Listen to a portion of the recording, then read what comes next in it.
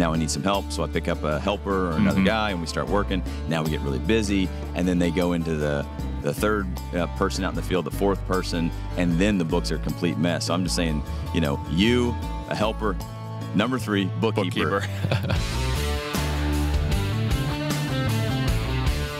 Welcome, everybody, to the Fine Home Building Podcast. We are once again live from Nashville, Tennessee at the RDJ show, Remodeling, Deck, and JLC Live. I always want to say design for that D. I don't know why. Deck X. It's a lot of shows mixed together. It is. There's a lot of designs here. And the RDJ does not really roll off the tongue.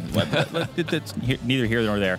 As you guys know, I'm Justin Fink, editor of Fine Home Building. We also have editorial director Rob Yagid still with us. Hello. We'll also be sitting down with Shawn Van Dyke. Hey guys. And but before we get to Shawn and start hammering him with questions, we're gonna talk to Larry from Moisture Shield Composite Decking. So say hello, Larry. Hello, Larry. Hello, Larry. And what is your role at Moisture Shield? I am director of marketing. Oh, so you're a for big new wig. product line. Big wig. Some people think so. So you guys have a booth at the show. We do. And I mean, certainly this is a tough category to stand out in.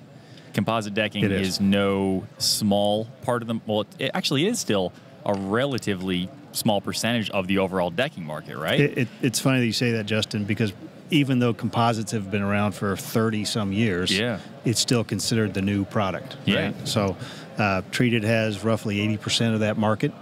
And between us and a handful who have been around in that length of time, we've seen a lot of changes coming through with the products. And we've stood the test of time, and we're happy about that. And we're introducing some new stuff here today, kind of rolled into the IBS show and all that as we go into the future. But some really exciting things for us. And I want to just clarify for people who maybe tend to lump all these products into one category. When we talk about you know, synthetic decking in general, what's kind of, I guess, is that the best overarching term? Kind of. There's different types. There's synthetic lends people to think of fake, which is a word we don't like to use. I mean, we're alternative maybe is better. I don't know, but there is you can get like pure plastic decking versus composite, which is going to have some wood fibers mixed in, correct? Right. And so yours has some wood fibers mixed in? Yeah, we're about a 50-50 mix of recycled plastics and recycled wood fibers. A little bit of pixie dust in there to make up the difference. And we've perfected that part of it to the point where we're the only product that is warranted to go underwater, underground. And so we're pretty proud of that fact. We started off making door and window parts, still do. And obviously you don't want a door or window to swell shut. Sure. So we took that same technology and added it into our decking. And so now the water segment industry is big for us, as well as raised garden beds and things like that, where you got direct contact with the ground and water, and we've been very, very successful with that. So what is the advantage of having some wood fiber mixed in versus going all plastic? Stability, for the most part. You get a little bit more strength, a little bit less movement on the board when it heats up, outside when it heats up, which segues into another product that we're showing is our Cool Deck technology, which we brought on maybe close to this time last year. It took us a couple years to figure it out, but we developed a product that reflects heat. And one of the big complaints about composite decking is they get hot, too hot to walk on, and we've solved that. And the response has been tremendous every time we show that. And it's been big here yesterday and today. And I know that at least one of the products, I'm not sure exactly how many product lines you have under your brand name, but is the cap stock, or some people call it co-extruded decking. And I think that's a really important thing for people to understand when shopping for these, you know, alternative deckings, as you call them. People need to understand what that really means. Are you able to kind of quickly get us in and out of that? And I'm glad you mentioned that because we're one of the only companies that have 4 different products to choose from. Historically, it was the wood composite, and then the cap products came on, and everybody went to the cap products. And the people who didn't necessarily want a cap product, that was our only other option. So we knew that wasn't the end all. So we wanted to find something that wasn't as plasticky looking and didn't get so hot and didn't get so slippery. And so we got research, and we developed a lot of different products. The 2 that we're showing here is Infuse and Vision, and there's some differences between them because not everybody wants to drive a Ford Taurus. You know, people want a different look. They don't have to buy this just because it's the only thing that's available. So we we extended our offerings and our lineup, and we really have 4 different options for a homeowner. So we have kind of the standard, I mean, we got standard wood composite. The real difference between co-extruded or capstock, I'm not sure which term you guys happen to use. Well, we use both. You use both, okay. Because they're 2 different products. Oh, they are, okay. We have the regular wood composite, which has been around for 30 years. Yep.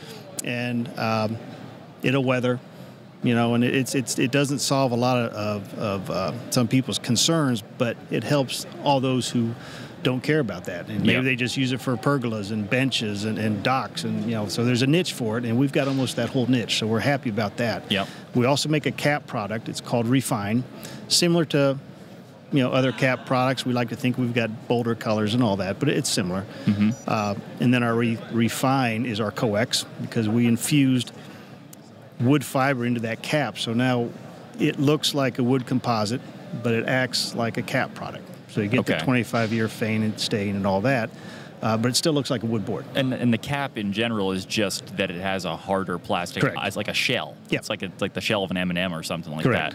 that. But that creates a lot of, that can create problems from a movement point of view, and from I've heard other brands, you can cut them and the ends will move differently than the middle of the board. Sometimes the capped products will end up with like a slight belly to them. So if you install them the wrong side up, you can either hold water or shed it. And so, I mean, I think, is there anything to know there in general terms? We don't have that issue. Generally, and our core is the same across all 4 products. Okay. So the same thing that we used to make with door and windows is the same thing we used to make with our decking. Yeah. So again, it can go underwater. It doesn't swell.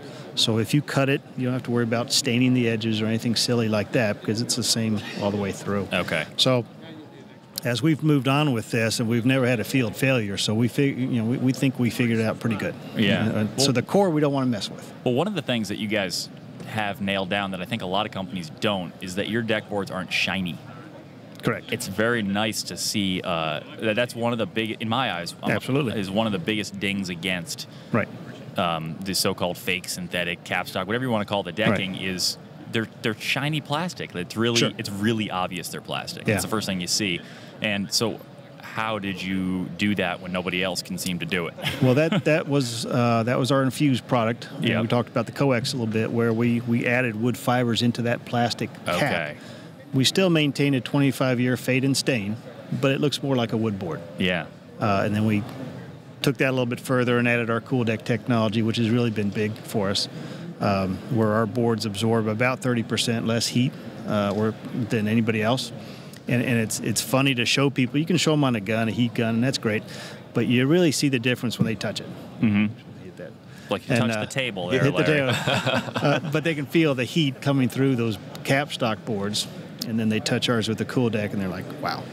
And because everybody's got kids and dogs, and they want to be on their deck. Yeah, well, what's the point of having a deck if you can't be out there in your bare feet? Baked off it, right. Yeah. One of the best parts is having no splinters, but right. At least they're not hot splinters. Right. So one of the other things, Rob and I were over there just taking a look at the product. We were watching a demo of it being worked with, and bending. They were. But what's that? The bending table? No, actually, we were watching. Kim was doing one Kim. on Kim Catwick. Right. Yeah. Right. And he was passing around samples, and man, that stuff is heavy. It's dense. We had like a little 8-inch long cutoff, and it was like, wow, this is surprisingly dense. I felt like I was holding a piece of Ipe, and then he kind of.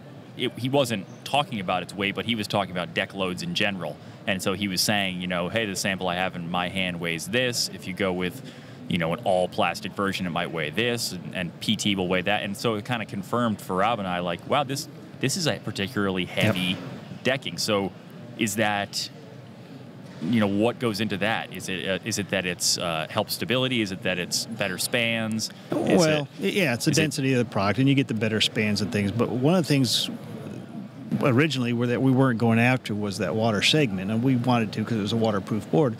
But we noticed more and more float manufacturers coming to our product because it was heavier, and so the floats didn't bounce around so much on the water like the vinyl and the aluminum ones did. And so we're like, we did it that way on purpose. Right, we did. Right. Yeah. Classic. Yeah, it's cool. We took credit for it. It's nice. I mean, it's really substantial. Yeah. And I got to imagine it's among the heavier denser products out there. Probably. Yeah. Probably.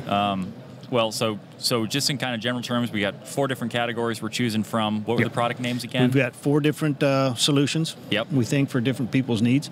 We've got the Vantage, which is our original line. Mm-hmm. We have Refine, which is our cap stock product. Mm-hmm. We have Infuse, which is our cap product with wood infused into it, so it looks like a natural wood product.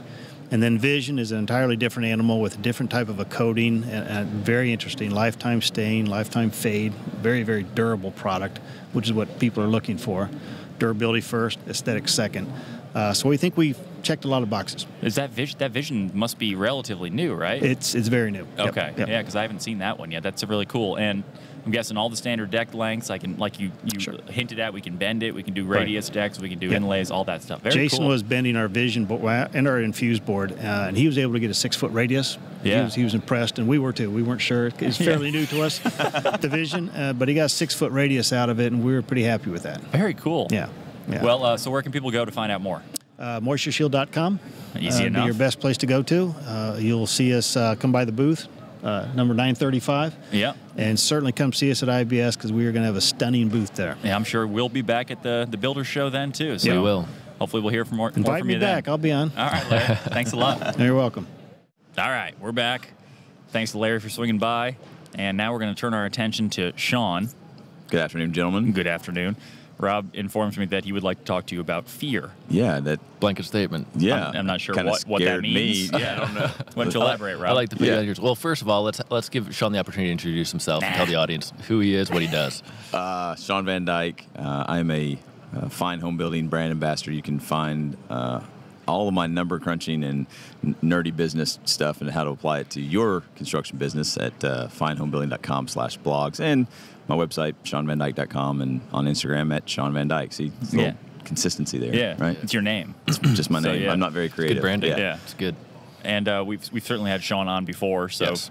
so people may already know what he does, which is essentially business advising. How would you? What's the consultant, business coach, and mentor? consultant? That's the word. Yeah. Some people are like, oh, we've had a consultant before, but they also don't know what a business coach is. So I lead with consultant, soften it up with business coach, and then mentor. They have And is it kind of blow their like mind, is it like a program, or is it kind of a la carte? Like could I be like, hey, I just want to have 2 weeks of talking to you on the phone, run a couple things by you? Yeah. Or is it like, no, you got to sign up for a year? That's pretty much how I describe to my clients how people or what they hire me for. One or a combination of those roles. Consultant, where it's best practices and systems. Like you would hire an accountant to come in and deal with just your taxes. So I work with some clients and we just focus in on very specific things in their business. Consulting role will usually go into a business coaching role where we're working not only on the systems and best practices, but going a little bit broader and longer term, right? And then after people have been coached for a while, then they really start to see the benefit of having an advisor or whatever on their team, as a coach. And then I refer to my longer term clients, 6, 9, 12 months when I've been working with somebody. That's more of a mentoring program. And we are, the program, I guess to say, is a little bit more loose. At that point, we're in regular contact. Throughout, day to day, week to week, even. So what is that, like just phone calls, Skype, or what are we? Yeah, so for my mentoring clients, it takes a few months to get some traction, some momentum, and get some results going, and I get to learn a little bit more about their business and about what specifically they're struggling with. But for a lot of my mentoring clients, once we've been working about 6 months, then I usually jump on a plane, go to wherever they are, and I spend a couple of days with them and their team on site. And I'm training the owner on the stuff the owner needs to know, leadership, just stuff that builders never even thought they would have to do if they became successful, right? We just, so it's leadership, it's HR stuff in the, how to motivate, how to train. We're doing a lot of training there. And then I'll spend some time with their employees, training their employees on specific systems or other things that we've been working on for the past, 6 months. So that's what that mentoring program looks like. And it's usually, it would be a waste of my clients' money to come and try and do something like that in 2 months. You just can't cover enough and get the feel for it. But after about 6 months, they start to see how the program works, and they're saying, yeah, I want you out here for a couple of days. And those days are long days. I mean, they're 12-hour days, and we're really taking a deep dive into stuff. And I love it. It's a lot of fun. Super cool. So we had a Keep Craft Alive Emerging Professionals event yesterday where a few of the ambassadors spoke about a bunch of topics that Justin brought up. And one of them that I found to be most interesting and really, I think, resonated with the crowd and really everybody that was around the booth, whether they were in the trades or not, was the topic of applying value to your work and pricing your work. Mm-hmm. And so, I mean, I jokingly had mentioned that I wanted to talk about fear, but after that conversation, which maybe we can get into a little bit, I had several of the guys come up to me afterwards and saying, you know what, I'm just about to take that step. I'm just about to start charging my client for all the planning work that I do, but I'm not there yet.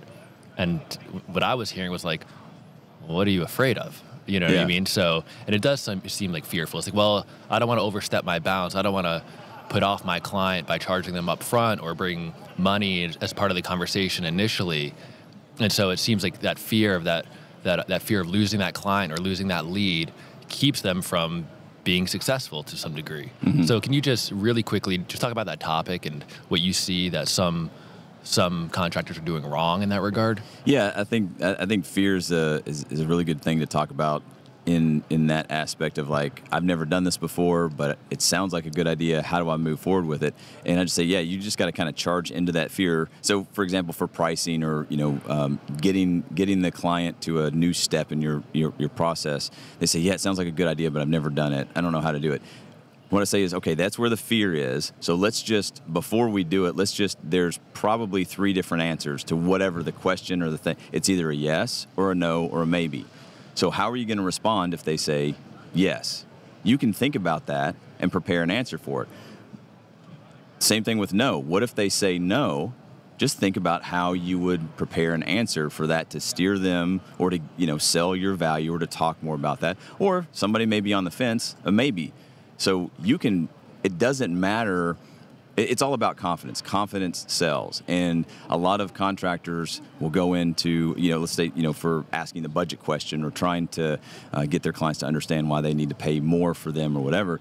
They stop at that point where they figure out what the price should be, but not how to kind of close the deal. Mm-hmm. And they just have to really think about, what if I present this price, let's say, and they say yes? Okay. What if they say no?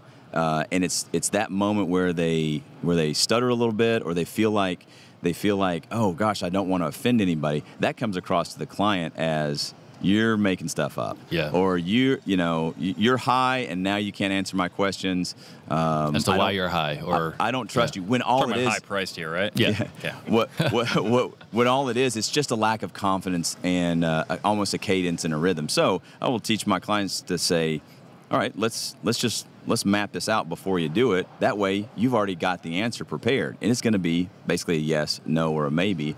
And you can go into it confidently saying, hey, well, what's your budget? And they say, well, I don't really have a budget. Great, no problem. I'm going to tell you, I think it's about $25,000. And you've already got that, that almost, it's a mental script. And that, once you do it once and you have success with it, fear's gone. And then they can apply that to other things. Well, we've never done this thing before. Well, let's figure it out. It's either going to work, it's not going to work, or we'll tweak it somewhere in the middle. Right. And do you think the customers tend to be okay with this idea of, like, for instance, paying for a quote when, all the other guys you're competing with probably are not going to charge for a quote? Yeah, if you prepare it, right? I think you should give free estimates. But you have to define what an estimate is. Hey, Tell me about your project, and if I'm an experienced enough contractor doing whatever it is that I do, I should be able to give you an estimate. I actually heard somebody say this. It was either at this conference or it might have been at JLC back in March. They said, well, if the estimate were worth anything, we would have charged you for it. Right. And so an estimate is just a guess based on your experience. Most people, they come looking to you for a proposal, and you just have to tell them, but they call it an estimate. Yeah. Well, so how do you teach your clients to deal with the fact that, see, what I would worry about is how to phrase a quick estimate and control what they hear you saying. Because if you give let's say a range, is it best to give a huge range? Is it best to overshoot it?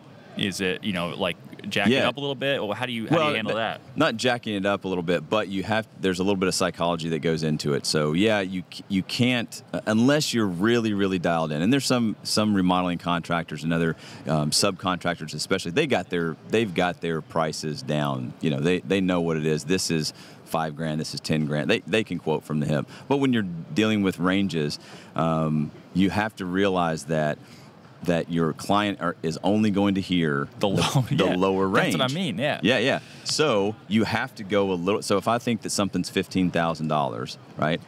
That's going to be my lower range, and I'm going to say 15 to 18 or 15 to 20 or whatever. I do want to give kind of a tight range. It depends on the project. Even if we're talking custom homes, right? Yeah, you're 2.5 to 3.2, and I'm thinking, yeah, probably 2.3 is what my gut is, but I need to set that minimum range because that's all they're going to hear and leave myself a little bit of room. Mm-hmm. They hire you, you go through the planning process and all that kind of stuff, and you show that, oh, yeah, it was 2.3. You look like a hero, right? Because you've come in under the lower, the lower range. So, some people say, oh, isn't that dishonest? And it's like, well, no, you have to, as the expert, you have to give yourself that room because you don't know what the owner's going to want. You're buying yourself some time, and you're really creating some space where you get to work with your client and the pressure's not on you.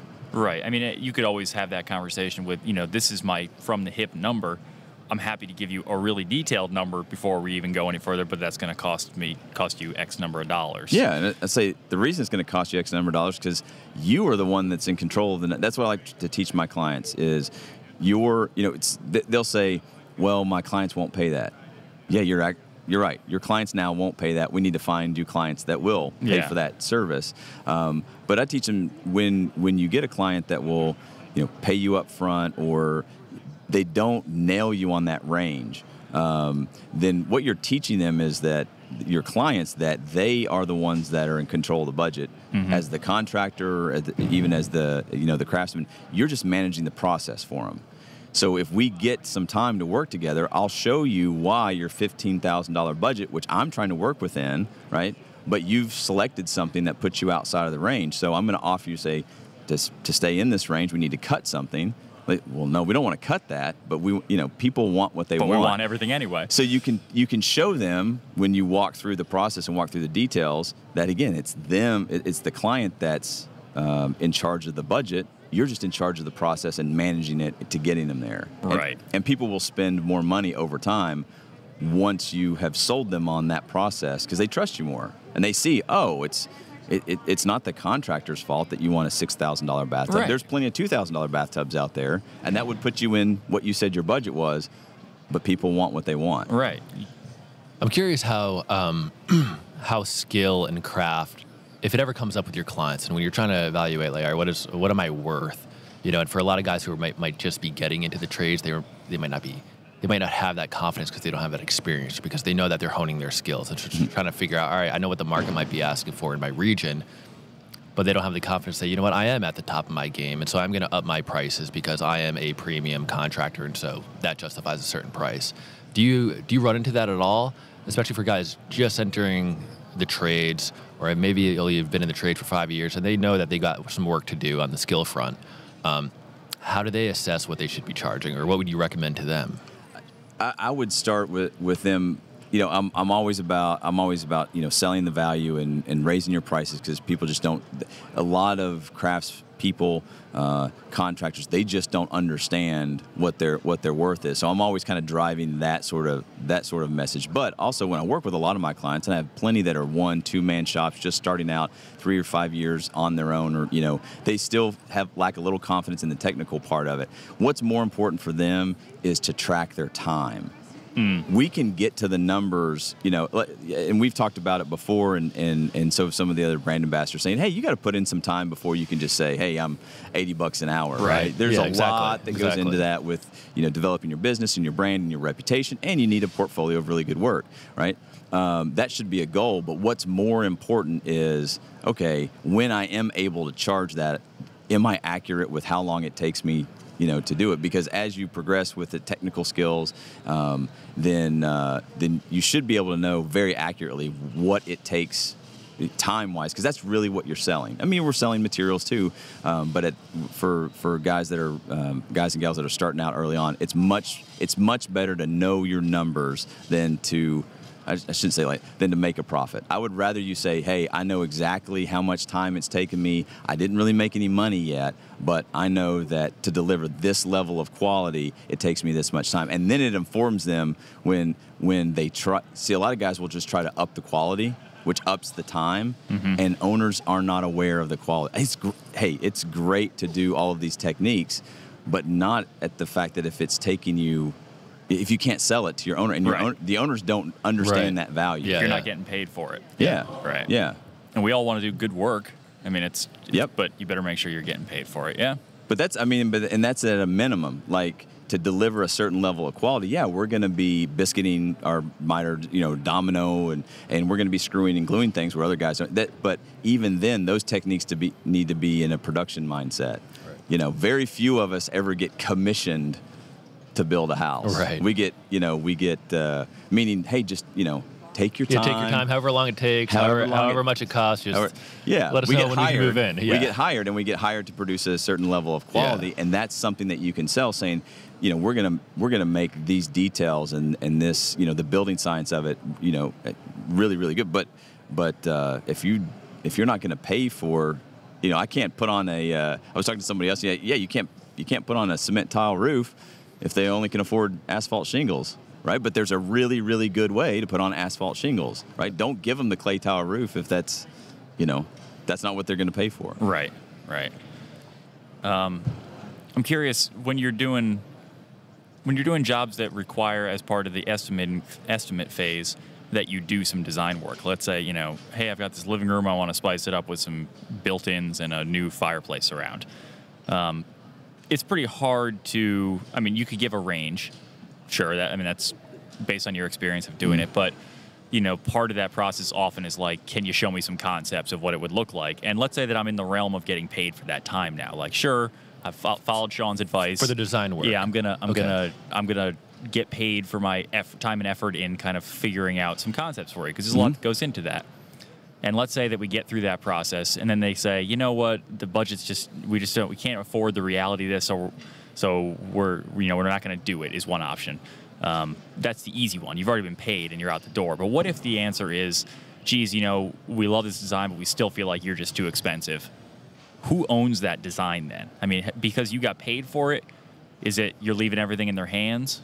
Yeah, it really depends. It really depends on the business, and that's I would call it that's a proprietary sort of thing. It's going to be different for every business. I would say if they've paid you for that service, then you turn over whatever information you have with certain stipulations, meaning we're not responsible for any changes, and that doesn't really apply to to built-ins and mantles and that kind of stuff, because there's usually not structural stuff. But it would be for like an addition. But for an addition, yeah, absolutely. So you've got to make sure that you're covered there, that you are released, because they're going to take those drawings to somebody else, and somebody else goes and builds them, and your name is on them, and you don't have So you might design. I never thought of that. You might design a package that does not have your name on it, and you have the owner say that you are in no way responsible for for the construction of this. And so a lot of times I say we're not responsible for any changes.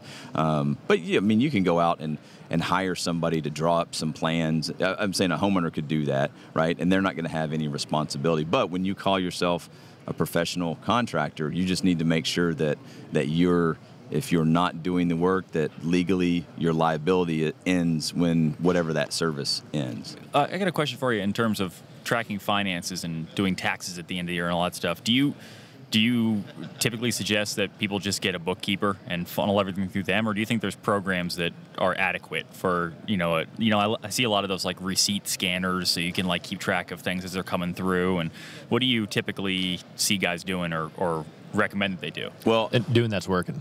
Yeah. Because I'm pretty sure you see a lot of guys doing a lot of stuff. There's a lot of shoebox accounting going on. I heard this just last week from a client, and from a new client, and I thought it was great. He said, your accountant is only as good as you are. Yeah. I mean, you have to direct your accountant. Yeah. Your accountant will give you some great tax advice. Same for the bookkeeper. Yeah, here's how you do your books. But what they don't understand is like this is how you should do your books for a construction company. So when it comes down to tracking that, I say, for most, if you're looking to grow your company, this doesn't necessarily apply to, to craftsmen and craftspeople that want to work by themselves, solo sort of. I still think they should outsource that somehow, get away from the shoebox. But I think your third hire, typically when you're growing a company, should be a bookkeeper. It will save you so much money over time, because what happens is I go out on my own. Now I need some help, so I pick up a helper or another guy, and we start working. Now we get really busy, and then they go into the third person out in the field, the fourth person, and then the books are a complete mess. So I'm just saying, you, a helper. Number 3, bookkeeper. Just solve that problem from the very when you've hired another person and you've gotten that kind of growth, you'll grow not necessarily so much faster, but you'll grow so much cleaner if that bookkeeper is on board. And these days, I talk to accountants and bookkeepers with technology. They don't have to be in your town. They don't have to be in your office. They can be anywhere, almost anywhere in the world, and it becomes a very, very inexpensive way. And it's really almost an insurance policy. No, most people get down to the end of the year and they're nervous because what's the number going to be? What's the number going to be? Yeah. Oh God, tax time when I was doing contracting was the worst. Yeah. It was like, am I gonna just totally get hosed, or am I about to have an awesome day? Yeah. And no idea. Yeah. Yeah. Well, and another this is like old school. This is how your grandma used to run the house, sort of thing. It was, just take a look at your taxes, whatever you paid last year, and look at what your total revenue for your business was. So let's just say that you did total revenue of $100,000 and you had a $10,000 tax liability.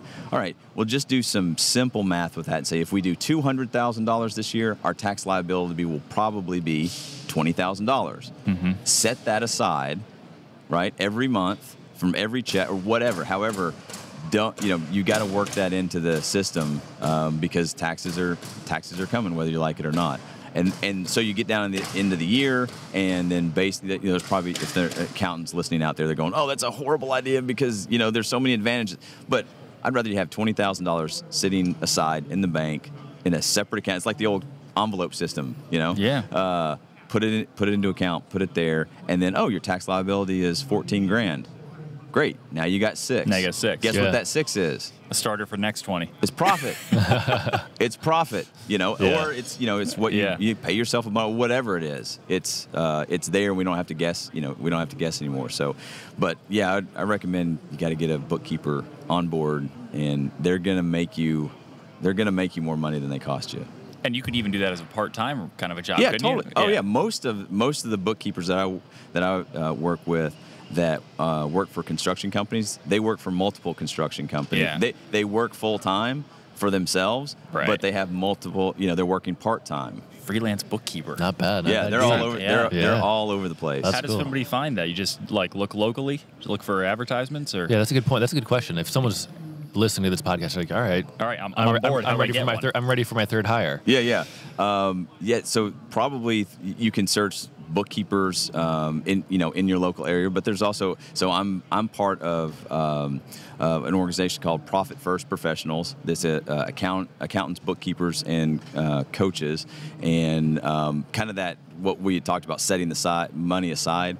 There's a lot of bookkeepers and accountants in this in a group like that. So it's a professional organization, and it's based on Mike Michalowicz wrote a book. He's an entrepreneur and wrote a book, Profit First, and so he's developed this group for these professionals. And so I say that because I see the value in that. So I pay to be a member of that so that I can hook up my clients with bookkeepers that have the same thoughts. Yeah. Because you get a couple different different bookkeepers, a couple different accountants. They're going to look at things. Sure, you want your message to be the same. Yeah, consistent. Yeah. So I mentioned that just because I pay to be a member of that. That's how much I believe in it. But there's other organizations like that, of professional bookkeepers, professional accountants. So I'd say a couple of Google searches are away from finding a group of bookkeepers.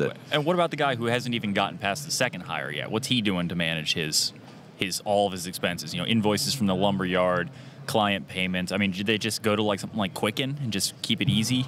Yeah, I mean, most of the time that guy's trying to figure out QuickBooks or Quicken or Shoebox. Mine was like an Excel spreadsheet. And it wasn't great, but sometimes I say, hey, simplicity is best for a while. I mean, if you need to let all the receipts pile up in a shoebox, and then you plug it into a spreadsheet, and you can account for everything that way, then that's what's going to work now. And that's fine. That's fine. I see a lot of guys will jump out and do something because it's comprehensive. They don't need something comprehensive. They just need something that works. You get lost this in the week. complicated. That's right. There's a learning curve with a lot of softwares and that kind of stuff when it's just like, I think I could just make a spreadsheet, but that seems too simple. No, sometimes that's what you need. Yeah, it's funny. I feel like that's not said enough, especially in this age of everything is software oriented. It's really easy to get sucked into the advertised power of a system. Like you could do all of this stuff, when really what you needed to do is such a small fraction of the available options. It's like you open up Photoshop for the first time, or like some video editing program, and it's like, what am I doing? You need like the most basic version of those things and there's a lot of apps you can get that you can take a photo of receipts and it'll store it, and then store it in the cloud, and it seems like we're in a good time for that stuff. So for example, I used to use QuickBooks for all the businesses that I ran or was or owned. But now, just being a consultant and coach, my business is extremely simplified. So I use it's called QuickBooks Self-Employed, and it's just every transaction comes in, you either mark it business, and then you tell it what part of the business that is, office supplies or, sub or, whatever it is, and personal. And so it just kind of, it holds all the personal stuff, over there. And this is for, that person just starting out. It's a little bit a step above a spreadsheet because it will categorize, you got to put the right information in, but it's really, if it's personal, it just sticks it over to the side and business, and it gives you a little bit of organization, and it'll give you that income statement that you can't get just from plugging stuff in on a spreadsheet. And it'll make that output a lot you don't need to then analyze it. It'll just kind of categorize it for you. Gives you a little bit of structure, and you can tie your accounts to it. And most credit cards and that kind of stuff now too, you can when you take a photo of a receipt, if you can email it to the credit card. They'll give you an email address that's associated with your account at the credit card company, and then that comes through on your statement. So that's cool. So that's another thing. But I recommend that for guys and gals just starting out, one or two, at that level of complexity. Then something like QuickBooks Self-Employed will at least give them the beginning structure, and then that gives them, you export that information when you do go to a bookkeeper that knows QuickBooks, that you need something a little bit more robust. They'll be able to take it from there, and they'll have the past 2 years of documentation, at least, even though it's a simplified form, and they'll be able. That's what I'm saying. They'll be able to set you up. Very cool. And go from there. You got more stuff, Rob? No, I think that's it. We're gonna let Shawn go. Yeah, I mean, I think I'll circle back one more time on that fear theme. Keeping everyone afraid. No, it's one thing that we also talked about. I think maybe over beers last night with a few people, is that some people don't want to take a close look at their finances. There's a certain shame in there. Some builders don't want to really have budget and cost and all that kind of stuff because they don't want to know how off they are. Well, that's you. Yeah, that's you. And I think that was echoed. And so I just encourage the audience to get over that fear, and if they need help, to reach out to Find Homebuilding or to reach out to Shawn and just have that first conversation. We didn't mention that Shawn is one of the contributors to our building business blog. He mentioned findhomebuilding.com/blog, but the name of the blog is Building Business. And you can, I really encourage you to go to the website and sign up for that e-letter, which comes out what is it, every week or is it every 2 weeks? I think it's every 2 weeks. Every two, yeah. And it's really excellent. And it's all Sean's free got advice. Yeah, Shawn, you've been generating some killer content for that column. So it's real common sense stuff, but you just need to hear it. What the audience needs to hear, and there's those builders out there that have that fear around the numbers, and they'll read my content and think, oh, well, he's got it all figured out, or other people have it all figured out. Hear me now. No one has it figured out. Yeah. You are not alone. Everybody's struggling with the numbers and how to track it. They just don't advertise it because it's kind of scary, and they don't know what questions to ask or whatever. So if somebody's out there listening, they're like, yeah, I really struggle with the numbers or whatever. You are doing nothing wrong. Yeah. It's not why we all got into this. That's right. Yeah. That's right. But it's a solvable problem, and this is what I'll say is when it comes to the numbers part and the math part. The easy part about it is you only have to learn it once. How the relationship and the numbers work and all of that kind of stuff, because the math won't change after that. Everything else in your business, you should be scared about everything else in your business, right? Market conditions and employees and skill. But the math, you just learn it once. It's not going to change. Yeah. Cool. And so people can go to ShawnVanDyke.com. That's SHAWN. Yep. Any other resources that you think are worth pointing out to people who are looking for books or websites, things that you found to be good? You've written a couple books, right? Yeah, well, I've got one book out there called The Paperwork Punch List. It's a free book. It's just kind of a 28-day guide to kind of streamline your business. It's really on the operational side and help you get some basic systems set up. I'm working on another book called Skill the Labor Gap. About how to recruit, hire, and train the skilled labor force. So, if anybody would like to, I'm writing that, which is extremely difficult. But I am looking for people that may want to be case studies in that book, just to again show, hey, you're not alone. Not only successes and failures, but I'm also looking for some ridiculous war stories of we hired this guy.